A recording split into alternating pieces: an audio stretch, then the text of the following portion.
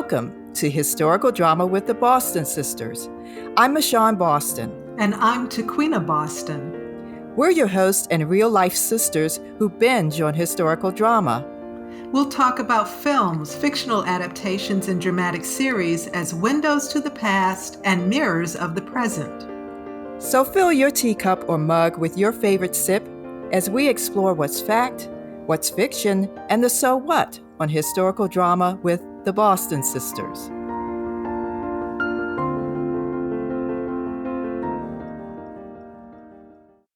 I'm Michon Boston. And I'm Tequina Boston. Welcome to Historical Drama with the Boston Sisters, where we talk about historical films and dramatic series as windows to the past and mirrors of the present. Listen to past episodes and sign up for our newsletter on our webpage at michonbostongroup.com/Boston Sisters to stay up to date on new episodes and bonus content. In this episode of Historical Drama with the Boston Sisters, we're back for another conversation about the Netflix series Bridgerton. It's the third series, which is now available on Netflix. Created by Chris Van Dusen for Shonda Rhimes' Shondaland, Bridgerton is based on the characters in Julia Quinn's series of historical romance novels set in Regency England. The stories center an aristocratic family of 8 siblings and their widowed mother who is navigating the marriage market with and for her children. How do Quinn's Bridgerton stories and characters created in the early 21st century compare to Jane Austen's romances and characters created and published during the Regency times of the early 19th century? What has been Bridgerton's impact on fan perceptions of the Regency era and the diversity of the society in that time? We've invited Damianne Scott, creator of Black Girl Loves Jane, a Facebook group and blog, to talk with us about these questions and what we call the Bridgerton Effect. Before our conversation with Damianne Scott, or Dami, here's a recap of Bridgerton 3. If you don't like spoilers, you should save this podcast until after you watch Part 1 of Bridgerton 3. This podcast is being released on June 13th, the same date Netflix will be streaming Part 2 of the recent Bridgerton series. In Bridgerton 3, it's third son, Colin Bridgerton's turn to find a suitable wife. Colin is played by Luke Newton. Penelope Featherington, played by Nicola Coughlan, steps into the spotlight as the romantic heroine. Friends since adolescence, Colin and Penelope test the boundaries of their friendship as a foundation for love. Penelope Featherington has been a low-key yet prominent figure through the 3 Bridgerton seasons.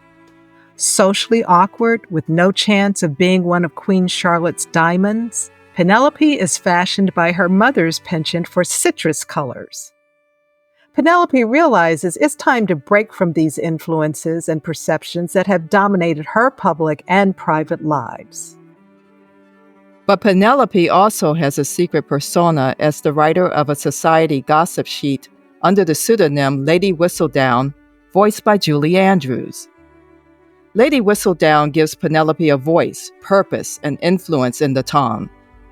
With biting wit, Lady Whistledown spills tea and commentary about the prominent aristocrats, including her own family, the Featheringtons, as well as the Bridgertons. Another secret Penelope has held tightly is a deep crush on Colin Bridgerton.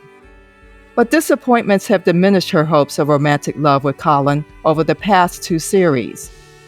In Season 1, Penelope watches Colin fall in love and become engaged to her distant cousin, whose pregnancy is later exposed, ending the engagement. In Season 2, Penelope overhears a conversation where Colin says he would never marry Penelope Featherington. Also in Season 2, Colin's sister and Penelope's best friend Eloise, played by Claudia Jessie, discovers Penelope's secret identity as Lady Whistledown. Eloise keeps Penelope's secret, but breaks off their friendship. In Bridgerton 3, Eloise is now BFFs with Cressida, played by Jessica Madsen, a beautiful yet prickly society snob from the Ton, who ironically, like Penelope, is having challenges finding a suitable husband of her choosing. Cressida searches for a way to avoid an undesirable marriage arranged by her father with a man twice her age. Everything comes to a head when Penelope takes control of her destiny and wardrobe. She's the only unmarried Featherington daughter. A husband will allow Penelope to move out of her mother's home without scandal, and Colin Bridgerton, having returned from his travels to the continent, is the Ton's most eligible and desirable bachelor. As an act of friendship, Colin becomes life coach and helps Penelope step away from holding up the wall and navigate the Ton to find a husband. As Penelope becomes more visible and her social status rises, Colin realizes his feelings of platonic friendship have transitioned to romantic love. He asks Penelope to marry him. Penelope's dream comes true, but the secret she shares with Eloise haunts and poses a threat to her engagement to Colin. Meanwhile, Queen Charlotte, played by Golda Rochevelle, offers a reward of £1,000 to the person who reveals the identity of Lady Whistledown. Eloise insists Penelope make a choice between her secret identity and telling Colin the truth, knowing that he has great hatred for Lady Whistledown's comments about him and his family. These stories and more to be continued in Part 2 of Bridgerton 3 on Netflix. We've now come to our conversation with Dami Scott.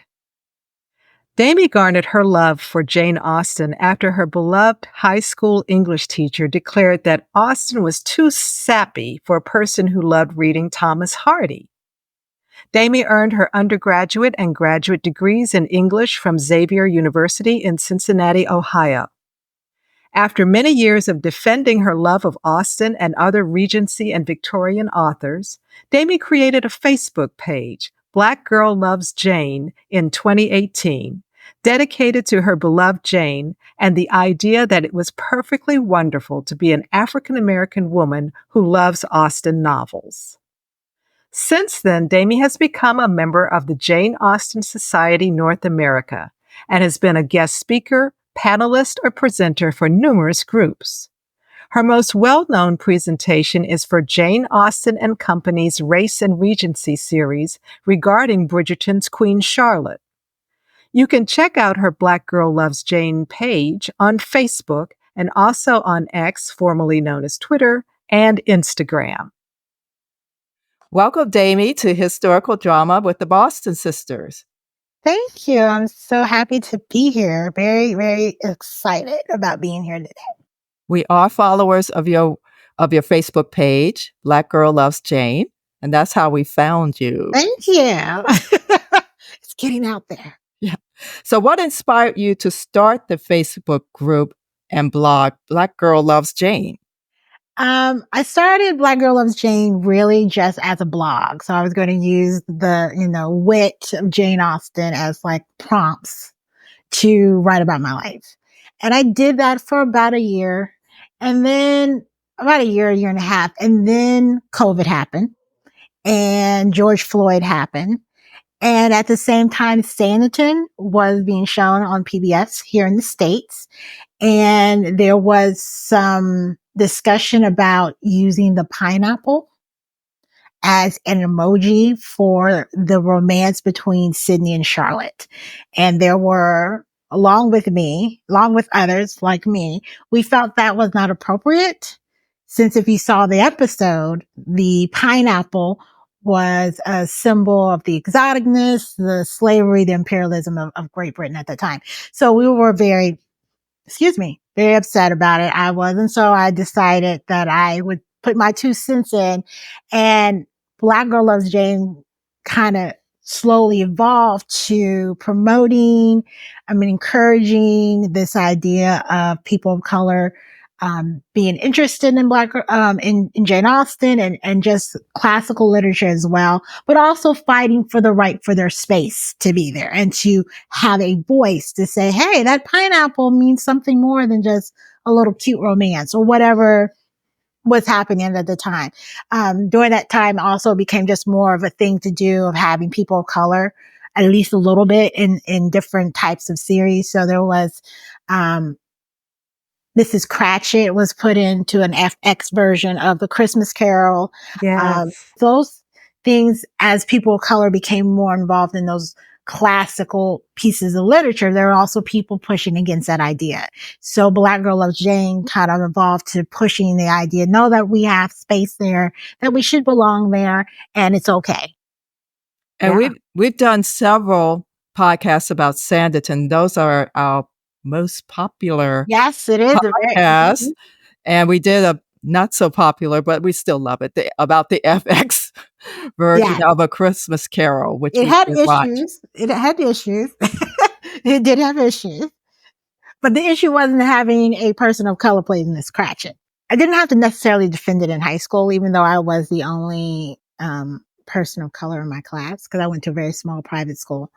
But in college, it was very unique to be the only person of color, particularly a Black person. I was the only person of color, woman or male, usually in these upper English classes, because my major eventually became English literature. And so here I am taking classes of American realism and Renaissance and Georgian, and I'm the only Black person there. And one of my professors one day, as he's returning back a paper that I had written, he said, "I think you're an elitist." And I'm saying, am I? I don't think so. And so he never said, "Oh, you don't belong here." It was kind of implied in another way of, you're in this class, you're not majoring, African American, literature. But it was just this idea that this is not a space that we find typically people of color in. And kind of, why are you in this space? Not that you didn't belong, but not that I didn't belong in that sense, but why are you here? Because it just seems unusual that you're in a class and we're talking about Charles Dickens, Our Mutual Friend. And you have something to say about it. That's actually pretty good, So it just, that kind of came about. And then just in my real world as well,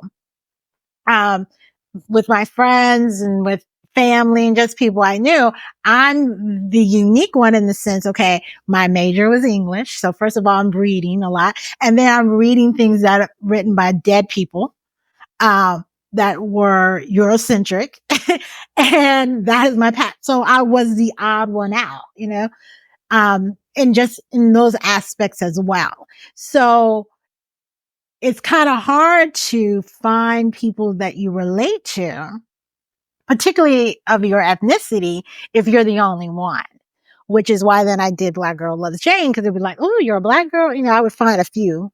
Online, oh, you like, Jane Austen or Louisa May Alcott or whoever, was going on at the time, to like that kind of literature without necessarily being seen as you're betraying all the other literature that is written by people of color.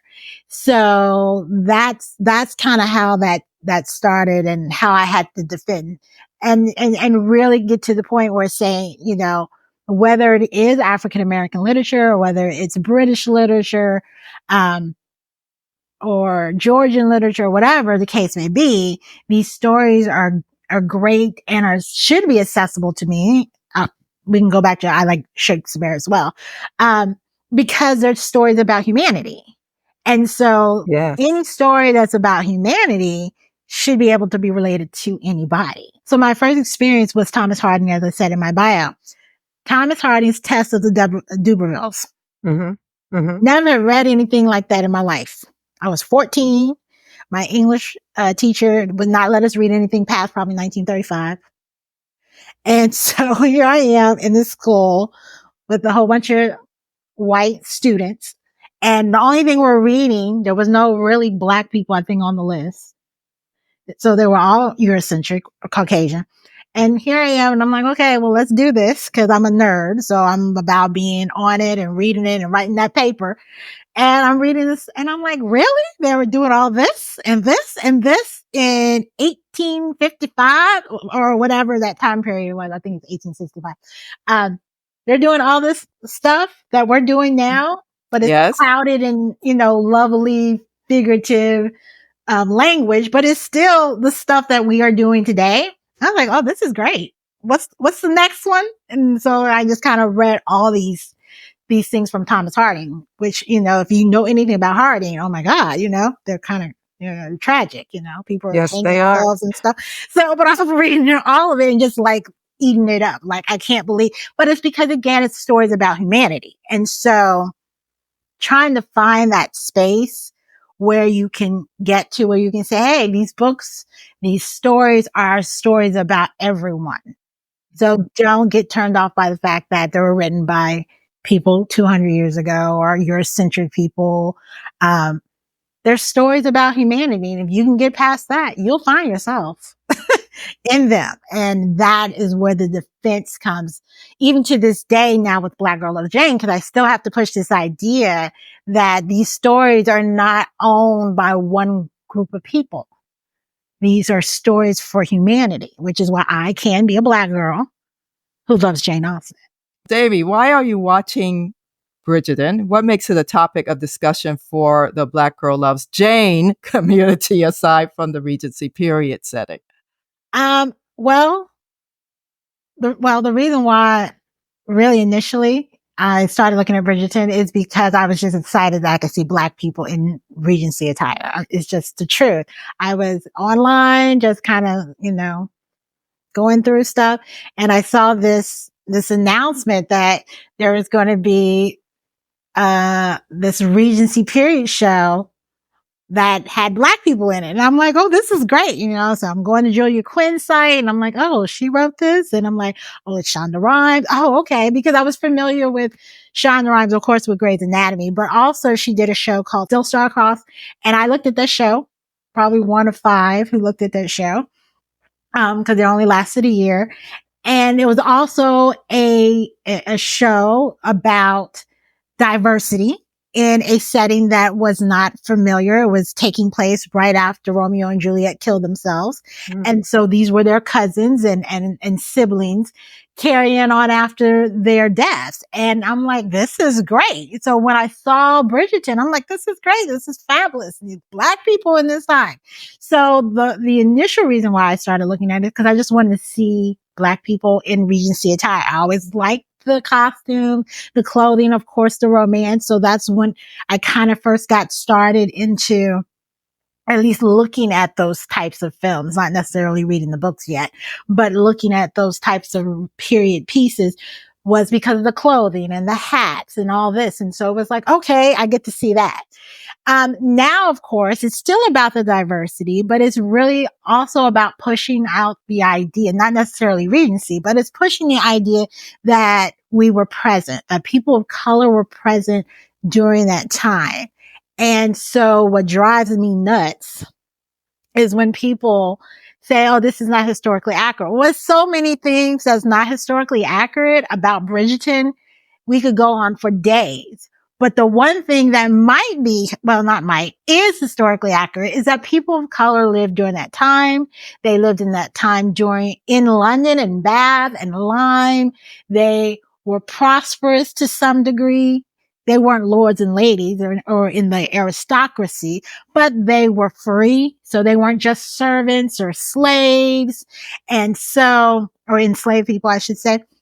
And so, what I enjoy about Bridgerton is that it gives this appearance, or it lets the world know, even if the world doesn't want to necessarily accept it fully, that people of color exist, and not just Black people. There were Asian people, South Asian people, there were East Asian people living in Great Britain at the time. And so, if anything, that is one thing that is historically accurate. Maybe not the clothes, maybe not the music, maybe not any of the other stuff, but that is accurate to that degree. And I like the fact that for some people, it is becoming an education. I'm like, oh yeah, there were Black people during this time. Oh, there were Asian people at this time. And so, I enjoy Bridgerton for that. And I also enjoy Bridgerton, for the fact that it does bring about a discussion about, I guess, the real history of Great Britain, that it's not just particularly for like, who I call the Jane hood. I define them as, so anybody who loves Jane Austen or wants to talk about Jane Austen in any format, but that it's the idea that, okay, yes, we can have fun and look at Regency and look at the clothes and talk about, but also we need to talk about the history then too. And so it wasn't all happy times for people of color, and these balls that we love to discuss and love to learn the dances too. There were things going on in the world during that time as well, and we need to maybe address a little bit. And I think when people of color are dismissed as saying this is not historically accurate, that Black people or people of color were not there, what is really being said is, I don't want to discuss the negative side of the history of Great Britain. And so therefore, I'm going to live in a bubble and we're just going to have these balls and these dances. And yes, Bridgerton is not a history lesson. It's not meant to be a history lesson, but it does give room for the opportunity to discuss and learn if you're wanting to learn. So that's why I like Bridgerton, and it allows me to then discuss those things on Black Girl Loves Jane. Yeah. It does drop a few Easter eggs around inclusiveness and diversity. Yeah. And it, I think as well, is a what if. Yes.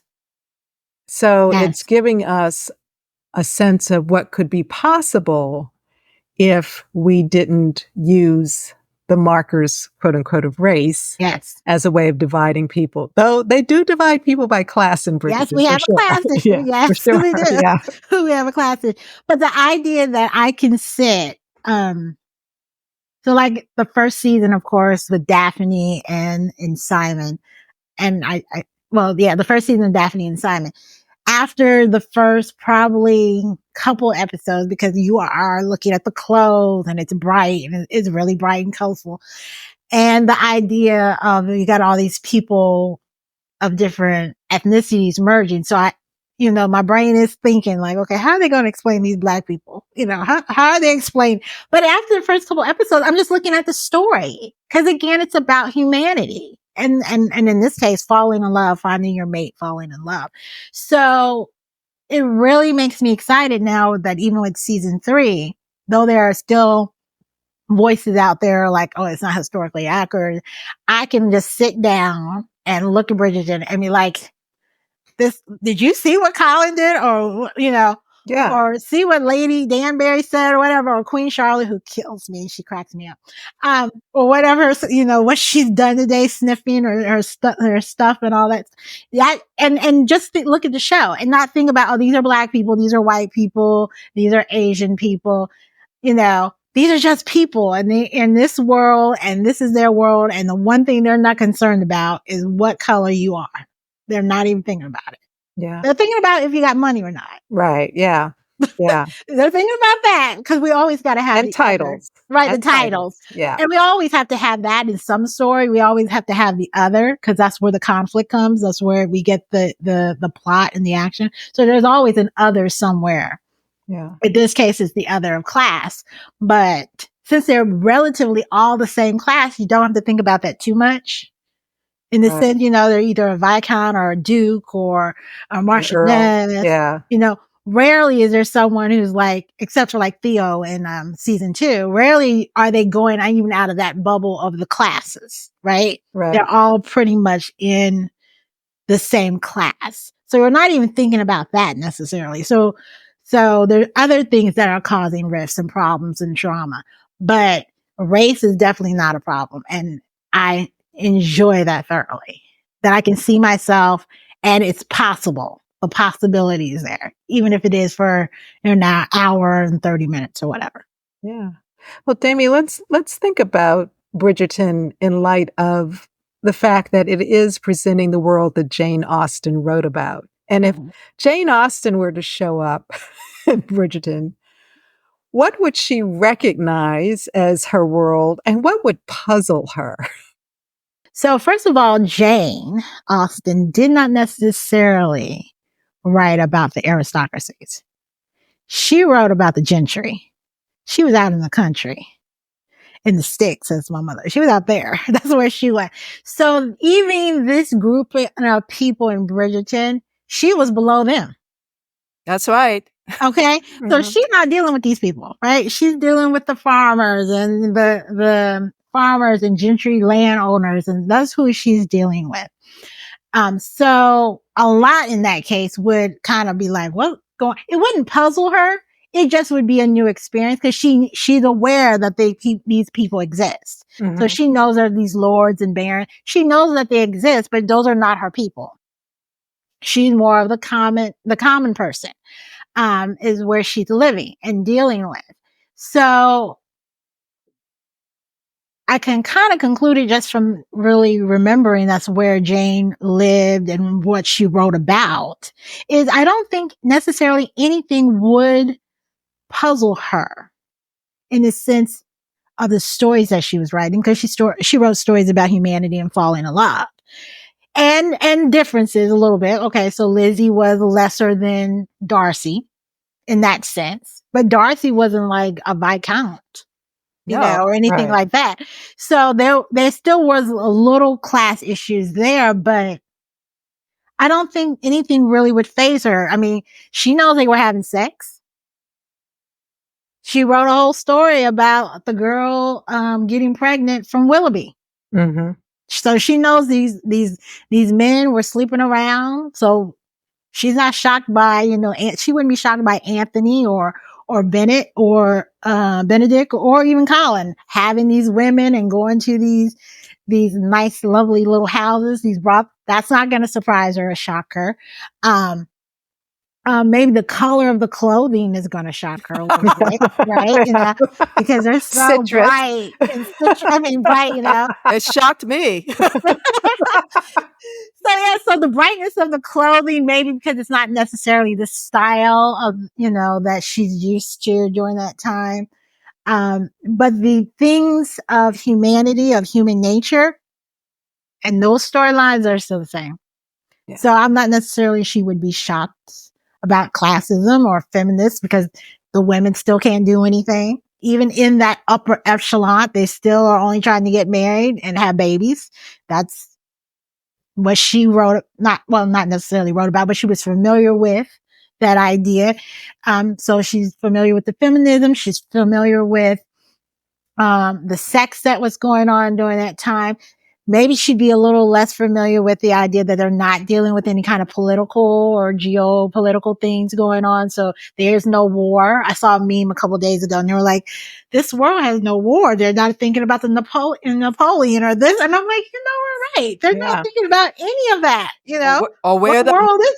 Or where the money really comes from. Where the money's coming from. So they're not thinking about, imperialism or capitalism or slavery. They're not dealing with any of that. They just live in this world. So I think she may be a little puzzled by that. I think she would I will give her, she probably the little puzzled by the equality between the races, but I don't think she would be surprised that they were different races because she lived again during a time where she was aware of slavery. We got Mansfield Park to prove that.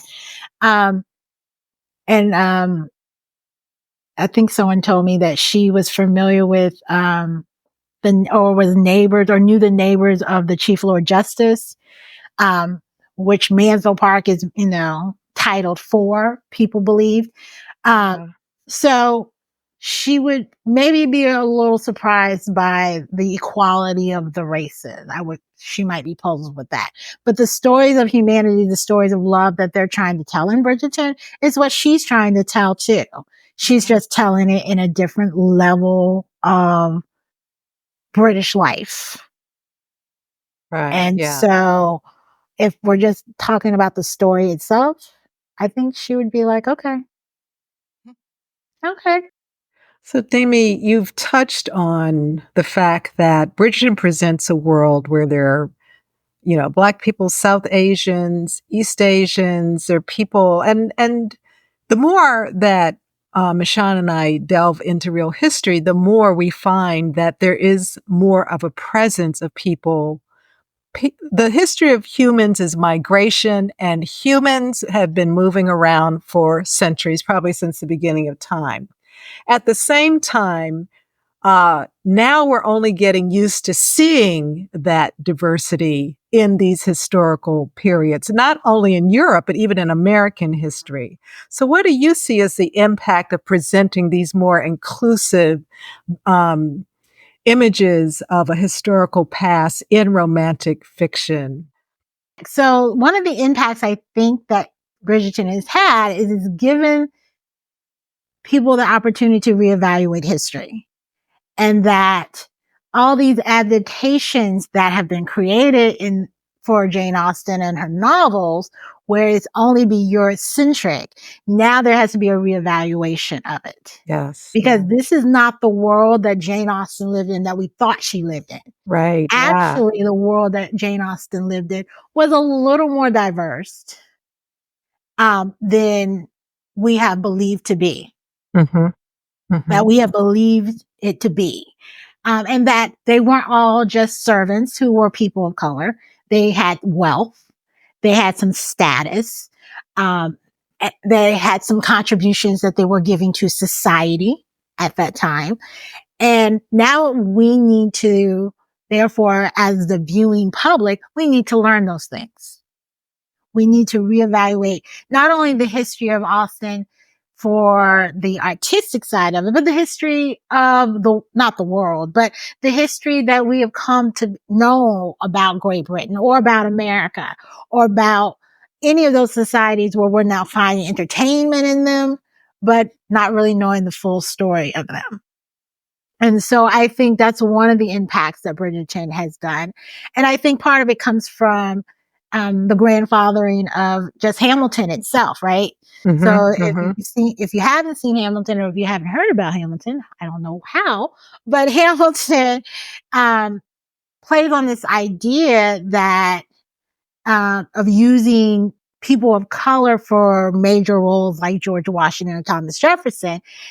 And the irony of it, some of it, I mean, when you have Thomas Jefferson played by a Black man and Thomas Jefferson owned slaves, it makes people have to confront the history that they were taught with what the history as it was and reevaluate what their belief system about that history, about themselves and about the country that they live in. For us, it's the United States, but in England, it would have to be the same thing of evaluating who they are. And I think that's an important thing to do. And sometimes it's going to shake people's belief systems. Great Britain may not be so great. And I'm an Anglophile, but it still may not be as great. Yeah. Because now you got to deal with the fact that, oh, how did these people get here? Or how did that cotton dress get made? Yes. Or how did they get that type of tea that they're drinking? Or that pineapple that they have welcoming on your table? Those are things that I believe Bridgerton and other stories and Sanditon make people have to confront. I don't think not everybody wants to confront it. And I think that's why I am always arguing back on Black Girl Loves Jane. The second thing I think that Bridgerton does for the diversity that it creates, particularly with the romantic fiction, it gives the idea that people of color can fall in love too. And that they can have romance too. Yeah. And it's a shame that that's considered rare until it's a shame that it's considered rare.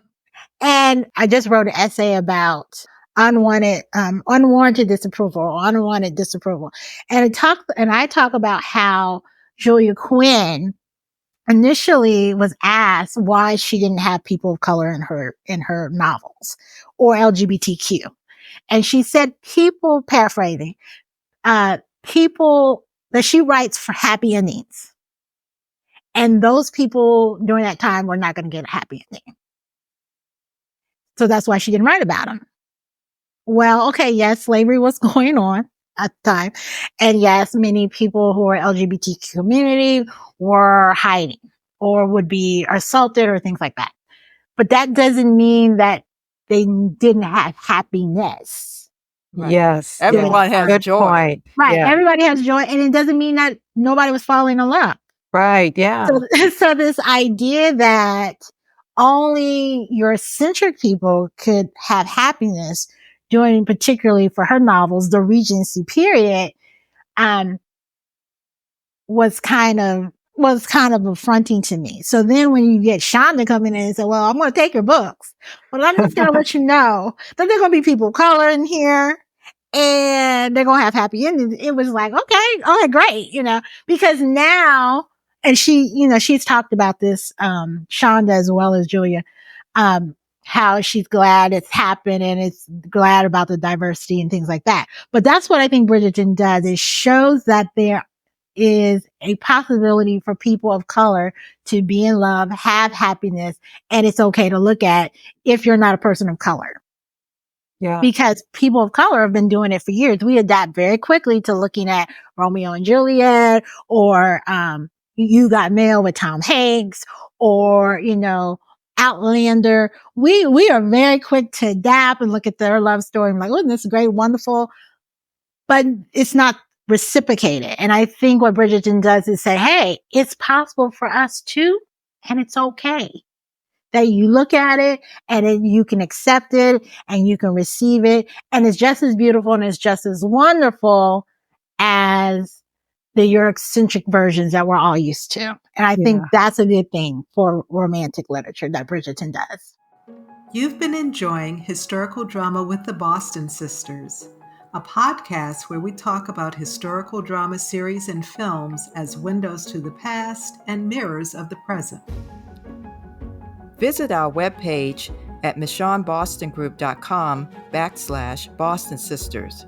Share this podcast. Join our historical drama community by signing up for our newsletter to stay up to date on future episodes and bonus content. Now, back to our podcast conversation. Do you have a favorite Bridgerton character? Probably Queen Charlotte, just because she gets to say everything she wants to say. Yeah. In the craziest way she wants to say it. Her clothing is fabulous. Her hair, oh my goodness, the wigs. So probably Queen Charlotte is my favorite. I can tell you, Queen Charlotte's my favorite. Lady Danbury is secondary. And my opinion of them have changed because when I did a talk a couple years ago partly was talking about colorism. And so I was talking about how Lady Danbury's story is really created on just, being the wise woman who's advising everybody, but really doesn't have a life of her own. So she plays into the stereotype of the black mama, mammy kind of thing. But with Queen Charlotte, the series came about. Yes. I was like, okay, Lady Danbury. Now I know who you are. Okay, I can deal with that. And of course, it took Shonda to write it because that's all Shonda. That's nothing of the books. So it was like, okay, now I understand Lady Danbury. Now I understand Queen Charlotte better. And so they now have slipped out of that stereotypicalness that I thought they were assigned originally, and now they're fully breasted and created people that I enjoy. So those are the two of my favorite people. The person I do not like the most. Okay, here we go. Okay, go for it. Is Daphne and Simon. Now that I've seen all 3.5 seasons, that's the couple I do not like the most. Because I don't like Simon because I think Simon is arrogant and rude. He has a right to be because his daddy messed him up, but I still don't like him. And I don't like Daphne because I just don't. I mean, it's not anything bad about her, I guess, necessarily. I just don't find her as appealing of a story as Eloise, as Penelope, as even Francesca's storyline, because some people are hinting that she might be on the spectrum. The spectrum of autism, that she might be on the spectrum, and that Mr. Sterling is too, and that's why they get along so well. I just don't find Daphne story as appealing. And that first season, I was great, because we didn't have anything to compare to. So it was like, ooh, wonderful, but I really wasn't as invested even in their love story as I was invested in everybody else. Like, who is Lady Whistledown? That's what I wanted to know, or I was laughing at Eloise, or I was more invested in Anthony's story, with the opera singer. Yes, but I was more interested in those storylines than I was their storyline. Especially now that I look back over it, I looked at all the episodes before season 3 came out, just to renew myself. And, that's the couple I like the least. It's one thing, that still bothers me about the first series is when Daphne is being courted by the prince, who's a nice guy. A really nice guy. And he's a prince. And he gives her a diamond necklace that she snatches off and leaves on a ledge somewhere, and we never see the necklace again. I know. And I'm like, what happened to the necklace? I thought it was going to be a storyline, that would, incriminate her and put her out of favor with Queen Charlotte. Yeah, the scandal. Right. Nothing. Maybe Cressida has it. That's what I thought. I mean, is it going to come back? I also didn't believe that you can change someone like Simon. Yes. I don't think you can. Yeah, it's the trope that gets women in trouble to believe that you can change. Yeah. I'm sorry, even Darcy in some ways. Some ways, yes. Maybe not. The only thing about Darcy, I think, is that Darcy had trust issues. Well, Simon had it too. But I don't think Lizzie ever went in there trying to change Darcy. Yeah. Darcy's still Darcy. Yeah. I think she just penetrates and sees past the prideful facade that he puts on. But I don't think she tries to change him. She just understands them. Yeah. Where I think Daphne does try to change him, of course, because she does have that scene where she tries to get pregnant, when she realizes, quote unquote, how to get pregnant. She's like, oh, we're doing this. And, and going against his will to some degree. Yeah. Going against his will to some degree. I will argue on the other side of that too another day. But she does go against his will of having children. So it just didn't make me like, oh, I want to be Simon. I want to be with Simon, or I want to be with Daphne so I can be with Simon. No. Well, now that we're in 3 seasons plus the origin story, it doesn't feel to me like the most interesting of the story arcs that we've seen. And Queen Charlotte is my favorite. By far. It's the best one. But it's the best one. I will say I did read Romancing Mr. Bridgerton to prepare for our conversation. And to see how it ends. But what Daphne comes back there, and what's interesting, the way Julia Quinn has written her, it's almost like some light has kind of diminished in her. Okay. Being a mother and having to be mistress of this great house. And, Simon is there. He's more present than he is in the series. Okay. Yeah. But she kind of hints that there's something that is diminished once she takes on those roles.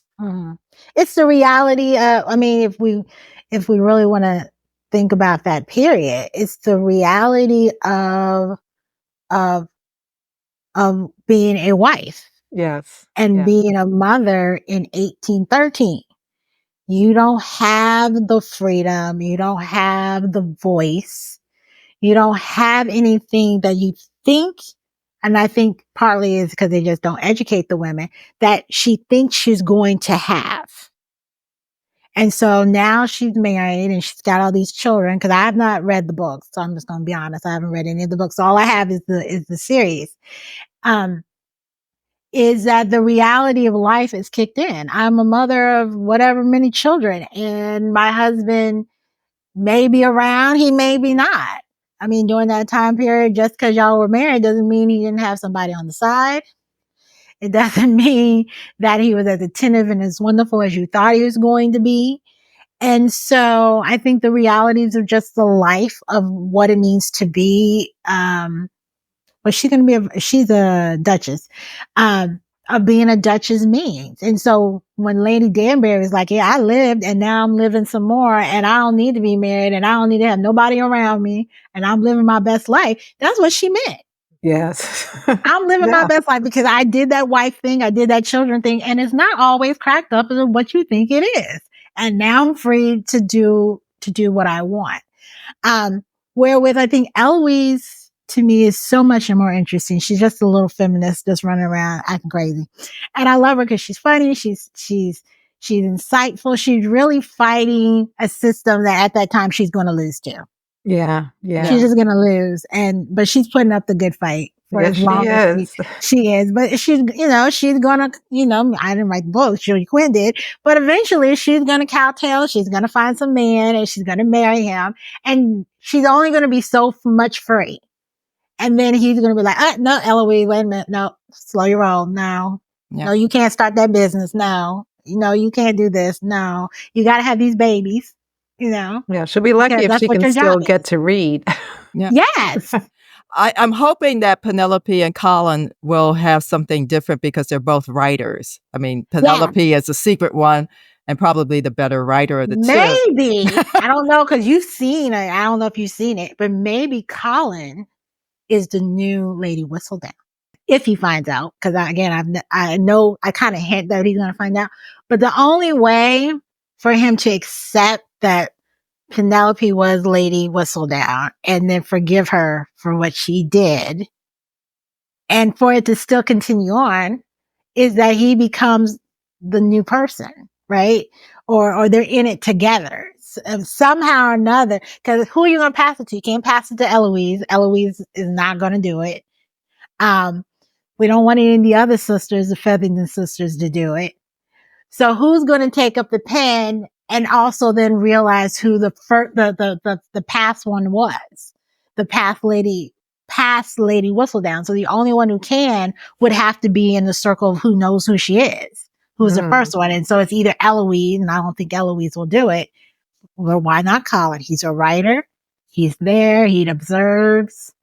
Or they can go into cahoots together and do it together, which would be interesting. But, because I know eventually, I think the books say she kind of fades away or Lady Whistledown goes. Which is kind of sad for me. Which is sad. Yeah. I want to hear Julie Andrews. I want to continue. Well, what kind of show would this be without Lady Whistledown talking? I mean, come on.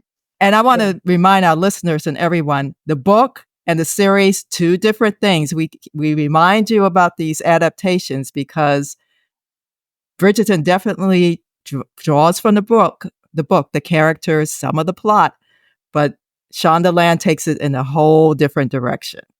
Yeah. So just be prepared. And I think... And let that go and let it go. And let it go. Yeah. Let it go. If I ever hear more and more person say, but the book says I don't care. Right. It's not the book. Treat it like another entity. It's treated as a separate entity. Like there was never a book. You will be happier if you just think this has not been done before. Happier person you will be. So I'm going to ask a question that really defines or is the theme of Bridgerton 3, and that is friendship. What defines friendship? What causes friendships to break apart? And what is the relationship between friendship and romantic love? So Colin Bridgerton asks his mother, Lady Violet, we've all seen this who've watched this series now, do you believe the best foundation for love is friendship? And Violet answers, it is rare, but you must follow your heart. Dami, do you agree or disagree with Lady Violet's answer to her son that friendship as the foundation of love is rare, and why? Yes. Because most of us today, and I guess even, well, back then it would be rare because they were getting married for family issues, family obligations. So they're getting married for the money, keeping the money together and enriching the family. So they're not thinking a love match. Violet got received a love match, but of course, Lady Danbury did not. Queen Charlotte at the beginning did not. She falls in love with George, but at the beginning, it was a transactional thing between her brother and England. So most of the relationships during that time, even in reality, was not based on, oh, we fell in love. Most of them didn't even know these people. So there was not even a friendship there. It was like, oh, I saw him twice and he asked for my hand because he knows I'm getting 20 pounds, 1,000 pounds a year. Okay, let's get married. So definitely it was rare then. I think also for us in society today, it's rare as well. We still live in a society overall, at least with my, I guess, generation, and even definitely the younger generation, where they're looking for people that they kind of have categories. So these are my friends, and then this is a person I fall in love with, right? So, and so they don't see them as the same or can be the same thing. I think also there's just this belief that if we are friends, then how do I break up with you if things don't work later on in the relationship, in the romantic relationship? Because I think we have an idea that love is about, or falling in love with someone is about what they do for you, right? So, oh, you give me butterflies. Oh, you make me feel good. Oh, you give me compliments. Oh, this, and this. And so what happens when that stops, right? What happens when you no longer give me compliments or make me feel butterflies instead of you make me feel hate and disdain? Then I got to get rid of you, right? So, but with friendship is really the ability to like that person beyond the love, right? I always say to my friends, jokingly sometimes, or my significant other, that I like you. I not only love you, I like you. Because like means I like or see who you are. And despite the things that drive me nuts, you're still my person. Whereas in a romantic relationship, if I don't like what you're doing after a while, because maybe we don't have things in common. Maybe we don't see the world the same way. And yeah, I fell in love with you because of what you make me feel. But now my feeling for you has changed because you don't make me feel that way no more. Whereas with friendship, we have things in common, which is what Colin and Penelope have. They have things in common. They laugh the same stupid jokes. I mean, they just had sex in that carriage and then he makes that stupid joke and they both crack up and stuff. So, I mean, then they both write. And so they have things in common. They have a history about showing each other who they really are. And so it's not only I love you for wow, you make me feel about myself, but I like who you are as a person separate from me. You don't have to do anything for me. And I still like you because I like your persona. I like your personality. I like that you like this or that you like to read books. And so I think those things are rare even today. How many people can say they really married their best friend? Mm-hmm. I mean, Shirley said, I married my best friend. No, I married somebody that I'm in love with who I'm claiming to be my best friend. But how many of us are seeing in the news, on TV, or in celebrity world? Okay, now we're getting divorced and I can't stand you. And I won't take you for half of your money. What happened to the best friend part? Really, was it ever there? Or one person can't fulfill every relationship need. Right. Yeah. Right. And so therefore, again, you are dependent on the other person to make you happy. So that's where, again, it's that I love you because you do this for me. Where friendship, at least it's partly how I define it, is I'm friends with you because of who you are in of itself. Not what you do for me, but because of who you are, period. Because not everybody likes people. I got to love you because you're a human being and because of my faith. But I don't have to like you. I don't have to have you in my space. Having you in my space means I like you. Yeah. And that's a rarity today. That's why we're so socialized, so isolated, I think partly, is we really haven't found people that we like, that we want to spend time with, that we want to have a space with. And so, yeah, Violet's right. It is rare.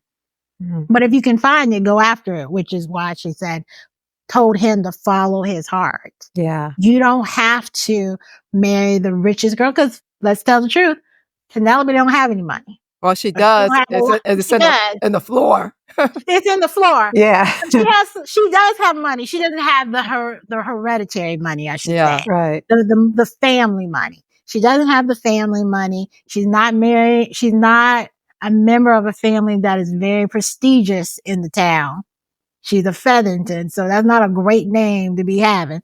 So despite all of that, Violet said, go follow your heart. So if you want to marry this girl, and that means I got to have Lady Featherton in my family and I got to deal with her crazy sisters. Okay, bring them on in. Yeah. Follow your heart because of this love and friendship that you have for Penelope now. Yeah. And Violet wants her kids to be happy. And she wants them to be happy, yes, because Yeah. Lady Featherington and those other two girls, God love them.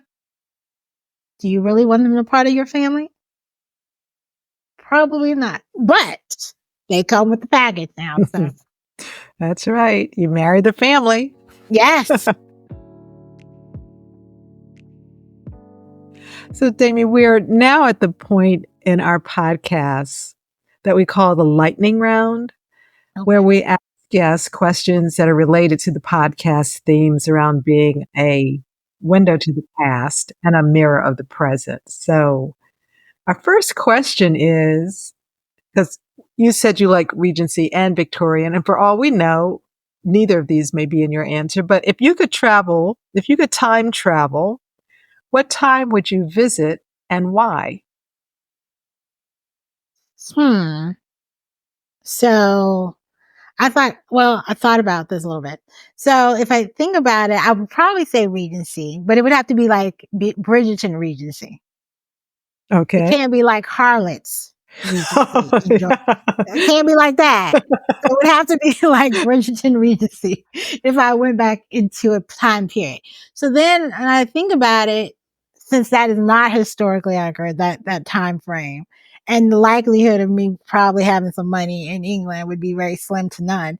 I thought about that. It doesn't necessarily have to time travel in the past. No, not necessarily. So I thought what I would like to do is time travel to alternative times that I'm living in and see how different my life is in each of those different alternative spaces. So in one space, am I married and do I have kids? In another space, did I make it past 14? I mean, so that I would think I would be interested in seeing. What would be the other life stories that I was allowed to tell besides the one that I'm currently living? So that's my answer. The parallel universes. Yes. The second question, what 3 items would you put in a time capsule that reflect the history you've lived through? So you've already gone back into your past. Now you have to collect some stuff. Collect some period I am right. Well, I would probably have definitely my grandmother's hat. My grandmother, she's a product. She was born in 1918. And so she lived, in the 50s and 60s where women dressed, especially when they went to church on Sunday morning. So she had this big, because she passed away, of course, this big red hat that you could wear a big chignon on the back of that had little red cherries on it. I always remember going to church when I was little. Still have it. So I would probably put that in time capsule because that represents her. It also represents, going to church with her and faith. And it represents my love of hats because I love hats and fascinators. Probably, something with polka dots on it that represents me. I love polka dots. Doesn't matter what color scheme they are. I love polka dots. So I think it would represent me, it would represent Black Girl Loves Jane, because my logo has me in a dress with polka dots on it. And so what I was doing. And then the third thing I guess that would represent me the most would probably be a notebook and a pen. Yeah. Because I like to write.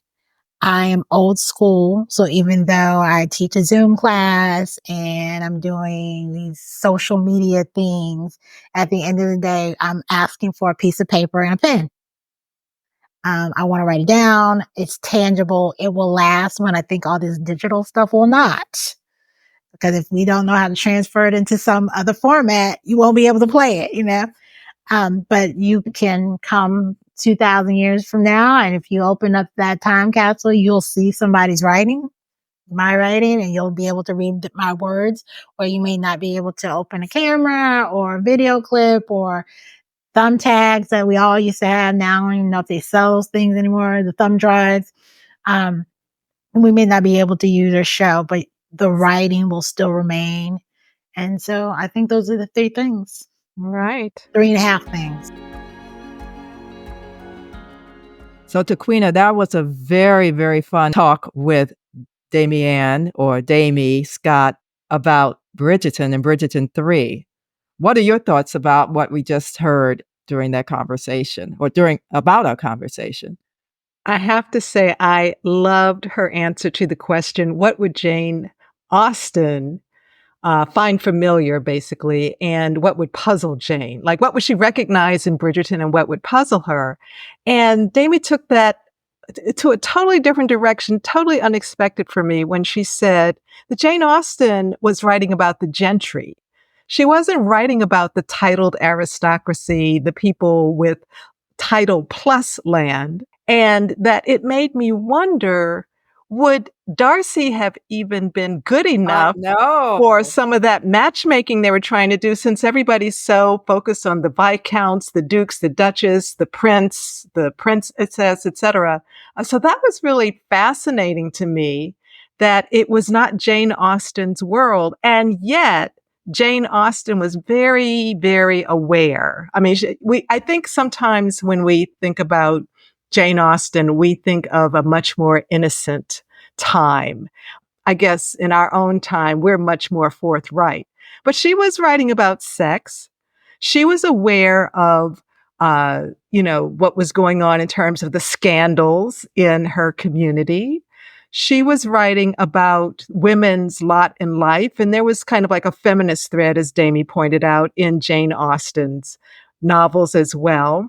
And Jane Austen was aware of slavery. And so it took me back to a conversation with Sharon Johnson about Sanditon, that Jane Austen's family possibly was even involved in anti-slavery and the abolition of slavery movement in the UK.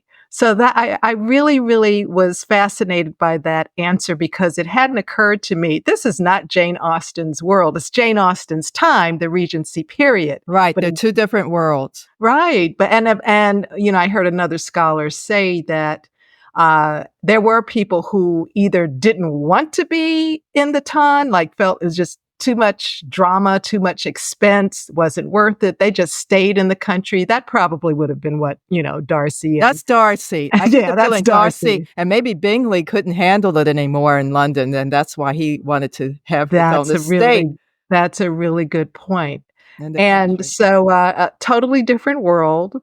And it gives me things to think about in terms of Jane Austen, the society she was writing about, where class definitely was still very much front and center, but it is a different world. And there were people who decided they weren't going to participate in it. And I understand those were the folks who stayed in the country. And we have to remember it was Lady Catherine de Bourgh, right, and Mr. Darcy, right, Mr. Bingley. They didn't have titles. That's true. And in Bridgerton 3, Cressida, whose father is anxious to get her married to someone she probably will not like, threatens her to say, I'll marry you off to a man who lives in the country. And I'm like, well, that could be Mr. Darcy. What's wrong with that? That could be Mr. Bingley. But that was when when I he's realized, oh my yeah, God, we're dealing with a different world here. right. And also when you've got two somebody twice your age. I mean, it's one thing Darcy and Bingley are young, supposedly handsome, etc.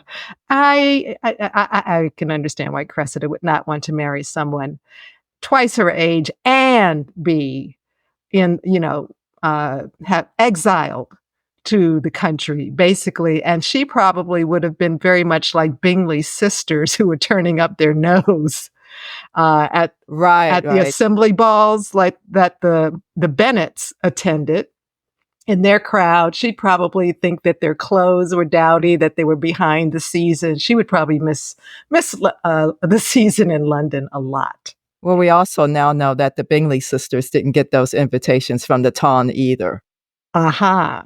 Well, right? who knows? Who Yeah, knows? who knows? Yeah. But what that made me think about is I'm trying to remember, how did we start watching the Bridgerton series? I mean, I know it started before we actually started the podcast, but as we were thinking about the podcast, I don't think we were looking at Bridgerton as we were looking more at the kind of the Austen adaptations, not the Jane Austen, not the Quinn Julia Quinn. adaptation. Julia Quinn, yeah. Actually, I remember because I keep up with the trades, the TV and film trades, because that's what I do. When I saw that Shonda Rhimes was going to be developing projects for Netflix and that one of them would be a period drama set in Regency England, I was excited. I was like, oh my goodness, what is Shonda Rhimes going to do here? Um, I forgot that she or Shondaland did produce a period drama in 2017 called Still Star Crossed, which is Dami mentions in our conversation, the sort of like a Post Romeo and post, Juliet, yeah. yeah, about the Montagues and the Capulets and Oh, the cousins. the cousins, and that was based on a book. So it's not like this was the first time for her to do a period drama or her company to do a period drama. But I was very excited. And I didn't know what to expect because I wasn't familiar with Julia Quinn's novels. Since then, yes, I have read one. And this is for Bridgerton 3. And also, we both read Queen Charlotte, which was an original for Shonda Rhimes. She wrote herself as an origin story. So I we think you all finished Queen Charlotte. I don't Oh, think I I finished finished it? it. Yeah. Okay. I finished Queen Charlotte. It's essentially the But we script, did love the series. We love the the series. It's series. our favorite. It's It's our in the favorite. Bridgerton world. That's our favorite. And yes, I got the merch. Here's the Queen Charlotte tea, Republic of Tea, and it's quite good because I love vanilla tea. But anyway, I was excited about a period drama coming out of Shondaland, but I wasn't sure what I was going to get. Because romance fiction is not what I read Yeah, it's not generally. my genre either, It's really. not my Other than genre. Jane Austen, who is not just romance to me, but also society and yeah. Um, I think Bridgerton really got a big bump during the lockdown of the pandemic because it was a very sad time, very depressing time, and people were really looking for something to distract them from what was going on, something pretty And and light light. and Um, fun. yeah, and Bridgerton delivered. It delivered this confection romantic fairy tale set in Regency. And what really gave it another bump was the casting and the diversity of the cast. So it was Yeah. drawing a huge audience of people who otherwise might not watch period drama because there are viewers who say, "Hey, there's no one who looks like me in it. This is not about people who look like me, so why should I watch?" But this casting, they took the books in a totally different direction in terms of the diversity of the casting. Um, for the characters and the main characters at that, not just the background characters, the main characters and the romantic leads. I think some of the impact of that is to raise people's curiosity about, well, was that world much more diverse? And are there stories that about people of, people of African descent, Black people in the UK, and then we learned more about people from India, from Southeast Asia that actually, yes, did inhabit that world at that time. And the fact that migration is just the human experience. And so there was probably somebody from practically every part of the world in the UK at that time, including Native Americans from this, our side of the pond. Yeah. And I just want to note that every Regency drama we've talked about on this podcast, we've had a conversation with a woman of color. Oh, that's interesting. Yeah, that's right. That's really interesting. Yeah. That's right. So therefore, Black Girl Loves Jane. Black Girl Loves Jane. When we talked about season 2 of Bridgerton and the Sharma family, I applaud them for the casting. And I love when I see new faces. Yeah, yeah. These are people, a lot of them come from the theater. I think they intentionally sought new faces because they wanted people to stick around and for people to gravitate towards the characters and how they were playing the role versus, oh, there's a celebrity and there's someone I know and I've seen them in this or that. So I think that has been a plus and a win-win for the Bridgerton series. So another reason why I watched it is because as I'm watching more and more historical drama series, I'm noticing that there are not a whole lot of series where women are centered. Right. Yeah. You might have a woman lead connected with a male protagonist, but it's pretty much a male-dominated genre even. Yeah. And right now I'm looking at some new ones, and most of them are male focused. And there's nothing wrong with that. But at the same time, I do like the balance. I do want more. And I think that's what's been attracting me to some of the K-dramas or Korean dramas, like Under the Queen's Umbrella. And the goal isn't always a romantic connection. They're already married. They're navigating all this intrigue and scandal and other things. And even Mr. Sunshine, I mean, maybe called Mr. Sunshine, but the goal, I mean, it was romantic and it was beautiful and wonderful and the romance was heart-wrenching, but the ultimate goal was not the romance. The romance was just part of the bigger picture, and that was the freedom of the Joseon people who were about to become colonized by Japan. Yeah. Right. Yeah. So, and you had strong women characters and very interesting storylines, how they are woven together from different walks of life. So that's sort of what I was looking for. But, Bridgerton only focuses on one group of people in terms of class. As Dami mentioned, the class thing is real big there. But it did offer a woman-centered story, even though Bridgerton 3, we are looking at getting two people, Colin and Penelope, together and making them a couple, a married couple. Penelope is like a step down from the Bridgertons, the Featheringtons. They've had the ups and downs in terms of the finances and things. But otherwise, it's refreshing to see more period dramas and series, especially where there are women who are centered in the story. Well, not only are the women centered in Bridgerton, but they often are the ones who really are driving the plot of the series as well. And that's really interesting to see as well, and great to see. Whether it is them doing the matchmaking, or whether they're concerned about their daughters getting married, or whether they are writing gossip about what's going on in the town. And the women's friendships, how they come together, how they break apart. All of that is really very woman-centered in Bridgerton. So for our listeners, we hope you enjoyed this epilogue. We hope you'll enjoy our conversation with Damianne Scott, who is the founder of Black Girl Loves Jane, a Facebook group. Find Damianne Scott's Black Girl Loves Jane page on Facebook, also X, formerly known as Twitter, and Instagram. The third season of Bridgerton Parts 1 and 2, based on the characters in the romance novels by Julia Quinn, is available on Netflix. The previous 2 Bridgerton series and Queen Charlotte are also available on Netflix for streaming. Go to the Netflix website to find out more about fees and subscriptions. And let us know, are you watching Bridgerton 3?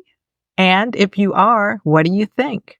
You can write us at podcast@michonbostongroup.com, or you can leave a comment where you listen to the podcast. We invite you to share this episode of Historical Drama with the Boston Sisters with someone you know who would enjoy the conversation. Subscribe to Historical Drama with the Boston Sisters and enjoy past episodes wherever you listen to your favorite podcasts. Like and share Historical Drama with the Boston Sisters on your social media. This is Michon Boston. And this is Tequina Boston. Thank you for listening. We hope you enjoyed this episode of Historical Drama with the Boston Sisters, a podcast about historical films and series dramas. Visit our webpage at michonbostongroup.com/Boston Sisters. Tell us what historical dramas you're watching. Who knows? We may do a show about it. Sign up for our newsletter, subscribe to the podcast, and share it with the people you know who binge on historical drama. Historical Drama with the Boston Sisters is brought to you by the Michon Boston Group. The views and opinions expressed on Historical Drama with the Boston Sisters are those of the speakers and do not represent the positions or views of the Michon Boston Group, its clients, or affiliates. This is Michon Boston. And this is Tequina Boston. Thank you for listening.